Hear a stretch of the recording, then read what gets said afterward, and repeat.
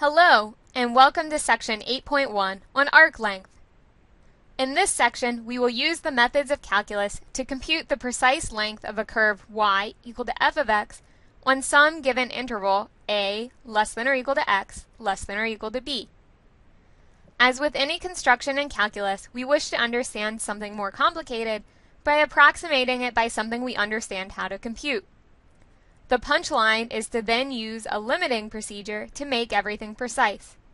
Here the situation is no different. While computing the length of any curve seems very complicated, there is one particular curve that we completely understand. A line segment. Given a line segment between 2 points x1, y1 and x2, y2 in the plane, we can use the Pythagorean theorem to compute the length to be the square root of x2 minus x1 squared plus y2 minus y1 squared, which equals the square root of delta x squared plus delta y squared. So how do we deal with general curves? Well, we approximate them by line segments. The sum of the lengths of each of the line segments should approximate the length of the curve. Let us make this precise.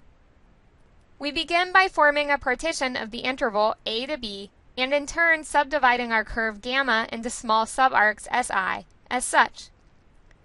The length delta si of a subarc si is approximately the square root of delta xi squared plus delta yi squared, where delta xi equals xi minus 1, and delta yi equals f of xi minus f of xi minus 1. Thus, the length L of the curve gamma is approximately the sum I equal 1 to n of delta si, which is approximately the sum I equal 1 to n of the square root of delta xi squared plus delta yi squared. Now recall the mean value theorem, which states that for every subinterval xi minus 1 to xi, there is a point xi star in the subinterval such that f of xi minus f of xi minus 1 equals f prime of xi star times xi minus 1, which equals f prime of xi star times delta xi. As delta yi equals f of xi minus f of xi minus 1, this can be rewritten as delta yi equals f prime of xi star times delta xi. Thus, the length L of the curve gamma can be approximated as the sum I equals 1 to n of delta si, which is approximately the sum I equal 1 to n of the square root of delta xi squared plus delta yi squared, which equals the sum I equals 1 to n of delta xi squared plus f prime of xi star times delta xi squared, which equals the sum I equals 1 to n of the square root of delta xi squared plus f prime of xi star squared times delta xi squared. By factoring delta xi squared and pulling it out of the radicand, this simplifies to the sum I equals 1 to n of the square root of 1 plus f prime of xi star squared times delta xi. Thus, the length L is approximately the sum I equals 1 to n of the square root of 1 plus f prime of xi star squared times delta xi. By taking finer and finer partitions of the curve into smaller line segments, the approximation becomes better and better, and in the limit we obtain the following formula for arc length. L is equal to the integral from a to b of the square root of 1 plus f prime of x squared dx, which equals the integral from a to b of the square root of 1 plus dy dx squared times dx. This computes the precise length of a curve y equal to f of x on some interval a less than or equal to x less than or equal to b. Note that, due to the nature of this integral, arc length is very difficult to compute in practice, and you will need to either perform clever algebraic manipulations or use techniques from previous sections such as trigonometric substitutions.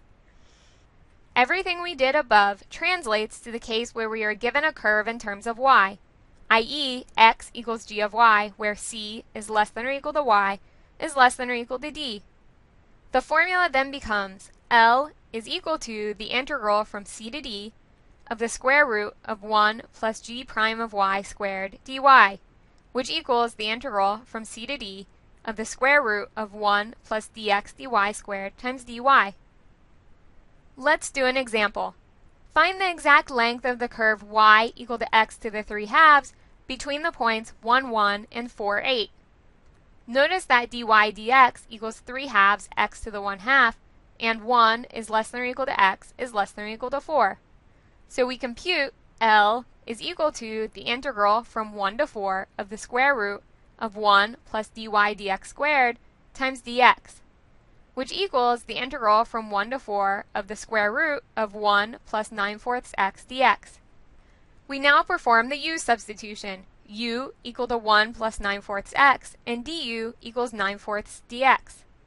Then L becomes 4/9 the integral from 13/4 to 10 of the square root of u du, which equals 8/27 u to the 3 halves evaluated from 13/4 to 10, which equals 8/27 times 10 to the 3 halves minus 13/4 to the 3 halves. Let's do one final example. Set up an integral that computes the length of the arc of the parabola y squared equal to x from 0, 0 to 1, 1. Observe that everything is given in terms of y. X equals y squared dx dy equals 2y. As 0 is less than or equal to y is less than or equal to 1, the integral is L equals the integral from 0 to 1 of the square root of 1 plus dx dy squared dy, which equals the integral from 0 to 1 of the square root of 1 plus 2y squared dy, which equals the integral from 0 to 1 of the square root of 1 plus 4y squared dy. Note that we were only asked to set up the integral, but to actually compute the integral, one needs to perform the trigonometric substitution y equals 1/2 tan of theta.